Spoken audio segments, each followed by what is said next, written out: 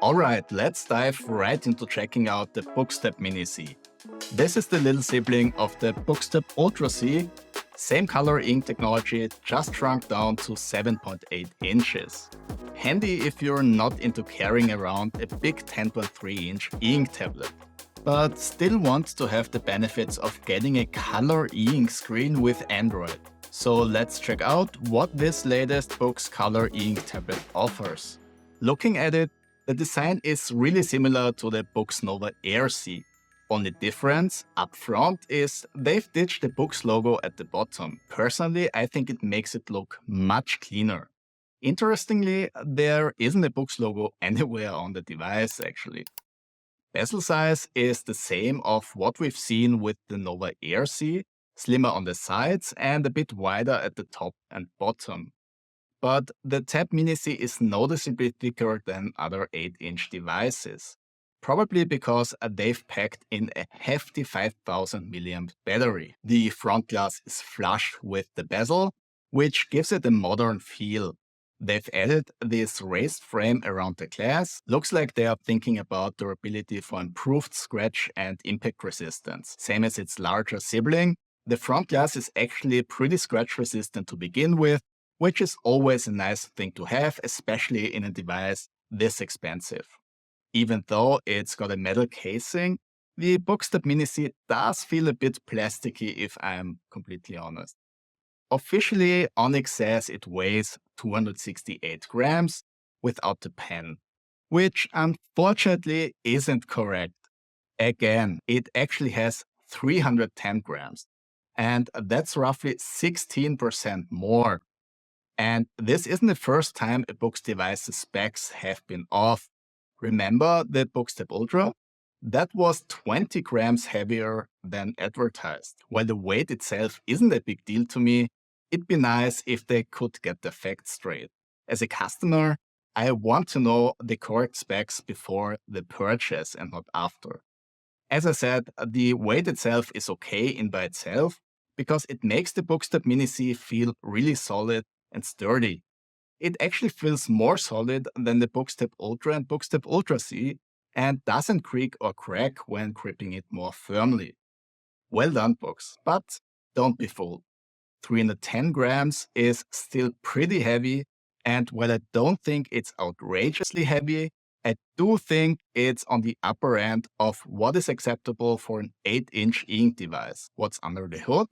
We've got an octa-core Snapdragon CPU, 4 gigs of RAM, and 64 gigs of non-expandable storage. Yeah, it's a bit of a bummer. There's no microSD slot, but 64 gigs, of which around 48 gigs are accessible, should be enough for most users. There are dual speakers at the bottom, a microphone, and a USB-C connector. And thankfully, no camera this time around, which actually helps it lay flat on the desk.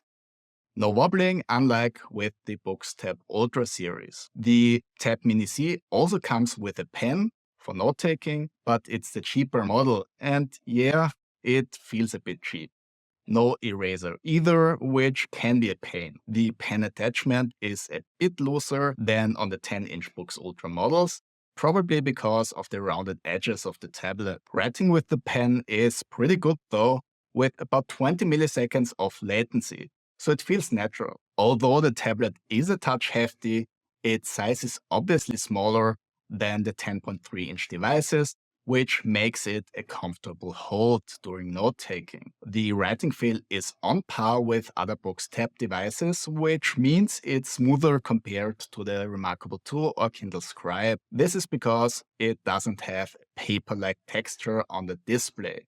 It's not necessarily a pro or con, just a different experience, with the upside being that it's less rough on your pen tips, which in turn last longer.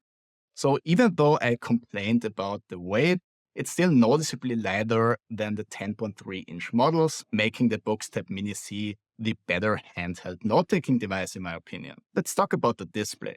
The Boox Tab Mini C sports the same in Kaleido 3 display technology as its larger counterparts. It features a passive, translucent RGB layer atop the ink screen, with the ink screen itself being similar to what we'd see in a Kindle.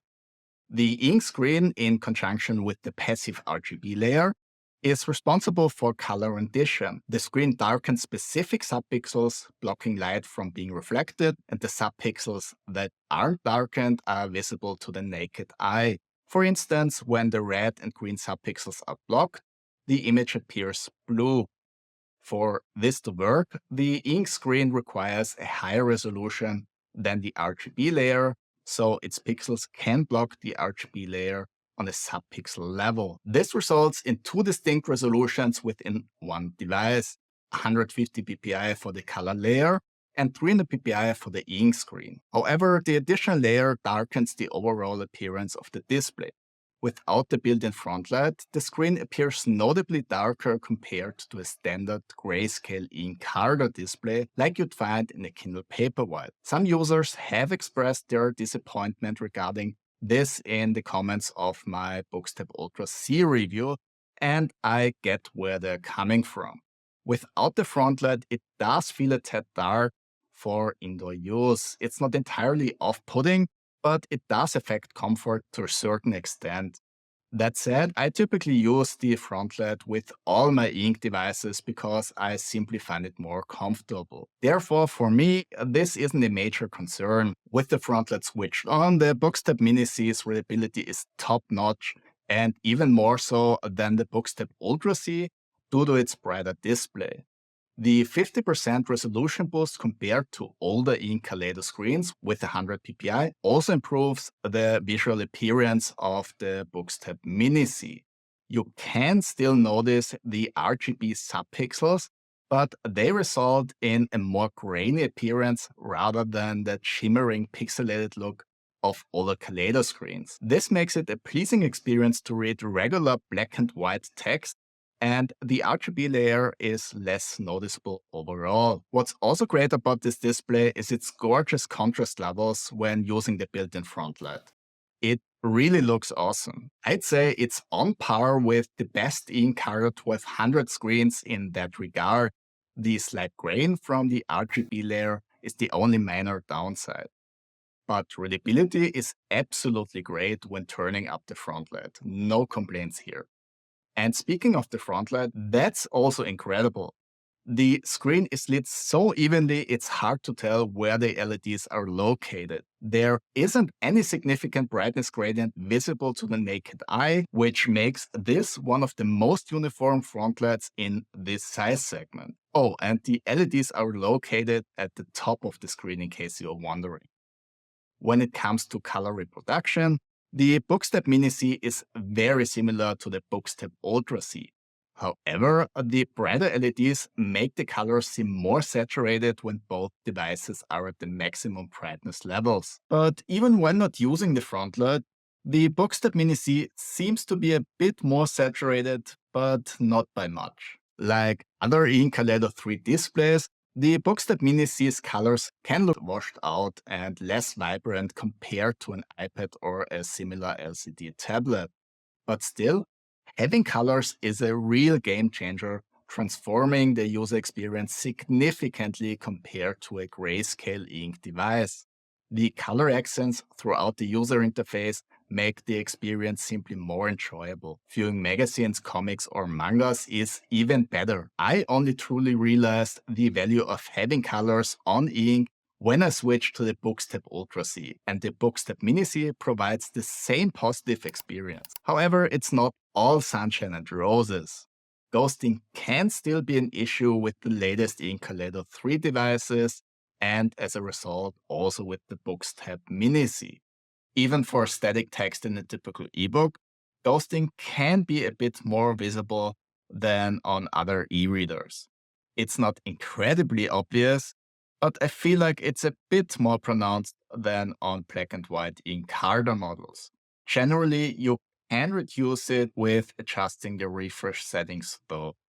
Especially for image-rich content like comics and mangas, the right display settings can make all the difference. I typically use the HD mode with a full page refresh on every page turn, which works best for reducing ghosting in most apps.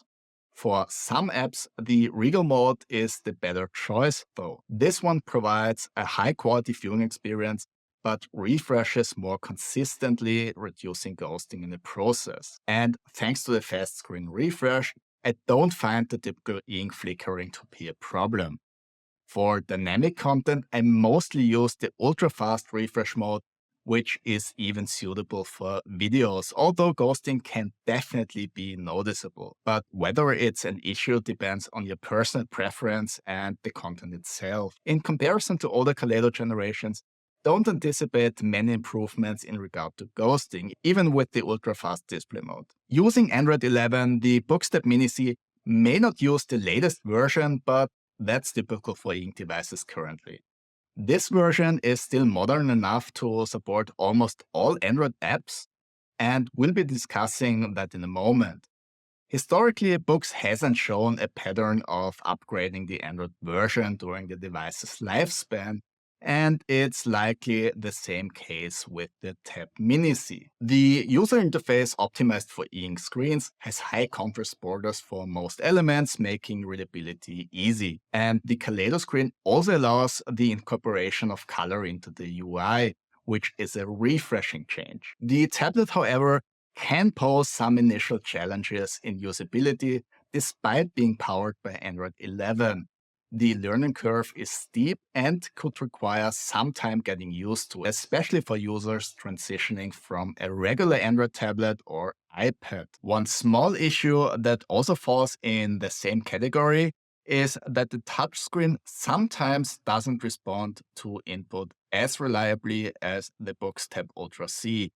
It's not a huge problem, but it happened often enough that I noticed. One other thing I always highlight in my Boox reviews, which is also relevant for the Boox Tab Mini C, are the data privacy concerns. I've checked the tablet's internet traffic with Wireshark, and there are still connections to Chinese servers happening even when synchronization software update checks were disabled. While it's not uncommon for devices to phone home, especially with Android when it comes to Google, I don't see a reason why other connections are required when I'm not using both services. On the bright side, there's a privacy policy stating that Onyx adheres to the GDPR, which is the data privacy protection law in the EU.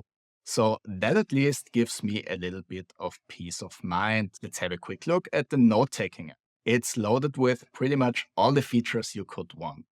Different pen types, page templates, layers, shapes, even the ability to make audio recordings. I'd love to cover it all now, but we'd be here for another 20 minutes. So as I've mentioned in my Boox Tab Ultra C review, I'll save the deep dive for another video.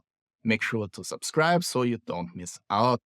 But all in all, it's safe to say it's neck and neck with the Remarkable 2.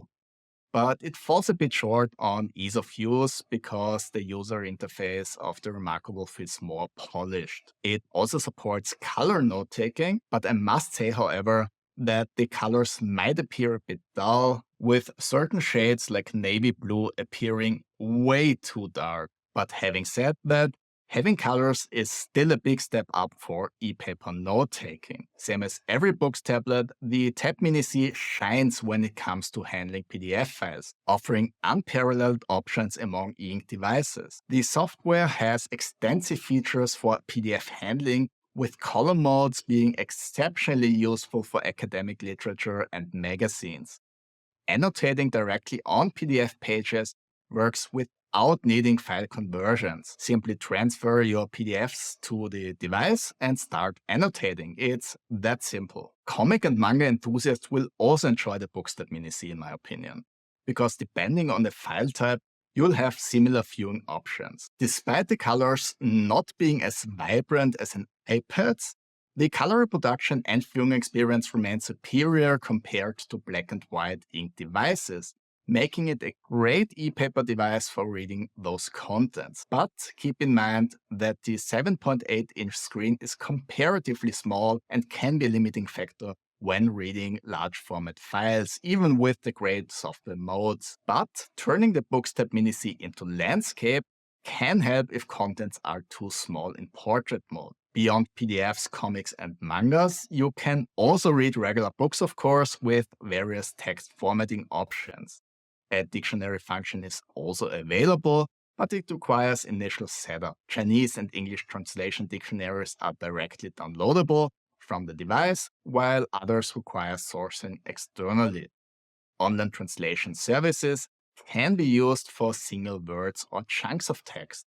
Note-taking can be done via sticky notes or directly on an ebook page. But keep in mind that any annotation done directly on an ebook page will shift with text style changes. And there's also the text-to-speech function, which can read the ebook through the inbuilt speakers or compatible Bluetooth devices. It uses the default Android speech synthesis available in many languages, which can be downloaded from the settings menu. Let's hear how that sounds. You observed it, Mr. Darcy, I am sure, said Miss Bingley, and I am inclined to think that you would not wish to see your sister make such an exhibition. Certainly not. To walk 3 miles, or 4 miles, or 5 miles, or whatever it is, above her ankles in dirt, and alone, quite alone. What could she mean by it? It seems to me to show an abominable sort of conceited independence. A most country town indifference to decorum. As I already teased, the Boox Tab Mini C allows the installation of Android apps. This can be done by sideloading or using the integrated Google Play Store. Using an Android app sometimes needs a bit of tinkering though, because most apps are obviously not meant to run on an e-ink screen, meaning that ghosting, contrasts, and animations can become issues.